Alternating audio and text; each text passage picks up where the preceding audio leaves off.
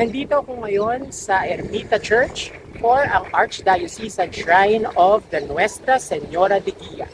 Tara!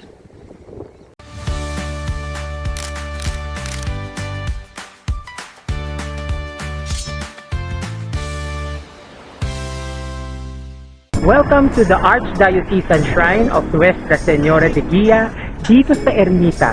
It's more popularly known as the Ermita Church. And on a personal note, dito ko unang nag-abay sa kasal. Naging coin bearer ako sa kasal ng kuya ko when I was just 4 years old. So if you imagine that, I'm now 48, 44 years ago. Pero ito ang napakagandang simbahan dito sa Ermita area ng Manila at makikita nyo ang, well, it looks very simple, but in itself, inside the church, it is very blessed and it's very peaceful. Tamang-tama para ma-venerate ang pinakamatandang imahen ng mahal na birhen dito sa Pilipinas. The Archdiocesan Shrine of Nuestra Señora de Guia, universally known as the Ermita Church, is a prominent Catholic parish located along A. Flores Street in Ermita, Manila. The church is profoundly significant because it houses the Nuestra Señora de Guia, or Our Lady of Guidance, which is verified by historical records as the oldest Marian image in the Philippines, dating back to its discovery by Spanish soldiers in 1571. Marami pang mga imahen ang matatagpuan dito, like these images na parang replika na rin galing sa kani-kanilang mga dambana sa Maynila, katulad ni San Pedro, San Pablo at kung ano-ano pa. Meron din silang replika ng Perpetual Help at ng Nazareno. At syempre pa, ang Retablo Mayor, kung saan matatagpuan ang image ng pinakamatandang imahen ng mahal na birhen sa Pilipinas. This is the oldest Marian image or the image of the Blessed Virgin Mary in the Philippines. And this is the Nuestra Señora de Guia, or Our Lady of Guidance.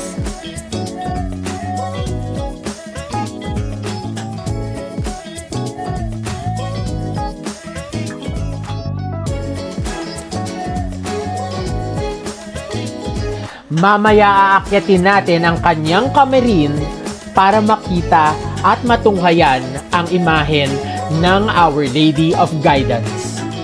Eto na nga, binubuksan na ang pintuan papunta sa kamarin at tayo'y aakyat para matunghayan ang imahen ng mahal na birhen. We're about to go up and see for ourselves the image of Our Lady of Guidance. Now, you will see some historical attributes to Our Lady of Guidance in this room, like this painting, which shows how it was discovered, some timelines as well, and some images of the Virgin Mary in pictures.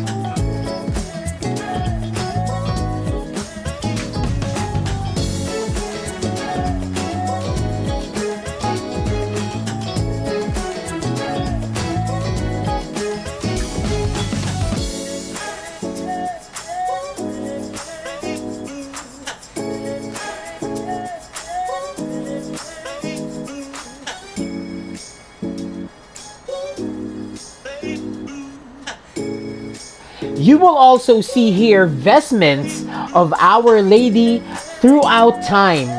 In fact, yung iba dito antigo na, kaya naka-frame na lang. These are the vestments of the Nuestra Señora de Guia, or Our Lady of Guidance. Nandito din ang estandarte ng ating mahal na ina and photographs of her halo and crown. Nandito din ang ilang imahe na ginamit ng simbahan, lalo na pag Holy Week, tulad nito ang tabernacle. Ito pa ang mga damit ng ating mahal na ina, And this was the chair that Pope St. John Paul II used in 1995. Ito na nga ang Nuestra Señora de Guia na matutunghayan natin. Of course, nakatalikod ang Nuestra Señora de Guia, right? Mahawakan nga. Nakikita mo sa salamin. Napicturean niya. There are mirrors on both sides of the Virgin so that you can see in full view her image.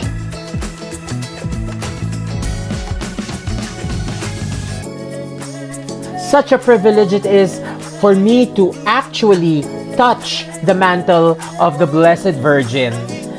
Dasal muna tayo bago umalis ng simbahang ito. One last look at the Retablo Mayor before leaving this wonderful church. At dyan nagtatapos ang ating coverage of the Archdiocesan Shrine of Nuestra Señora de Guia or the Ermita Church. Samahan niyo ako sa ating pagtuklas sa iba't ibang klaseng simbahan dito sa Pilipinas.